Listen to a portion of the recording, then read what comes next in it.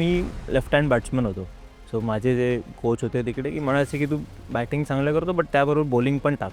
So as a all-rounder त्यांनी मला start करायला सांगितलं आणि एक काही वर्षांनी शिवाजी पार्क जिमखान्याला एक सिलेक्शन होतं बॉईज अंडर-12चं. इकडे येऊन बघितलं तर एक 70 लोकं लाईनीत उभी आहेत बॅटिंगसाठी आणि आता आलो एवढं ट्रेन पकडून तर काहीतरी केल्याशिवाय कसं जाणार घरी. पण मित्रांशी वगैरे बोललो आणि तर असं आमचं डिसाईड झालं की नाही आलो एवढा लांब तर आता काहीतरी करूया. तर आम्ही एक मुलगा सोडून सगळे बॉलिंगच्या लाईनमध्ये तिथे उभे राहिलो जिथे हार्डली 15 ते 20 लोकं उभी होते. तर मी बॉलिंग केली आणि पॅडी सर तिकडे सिलेक्टर होते बॉलर्सचे.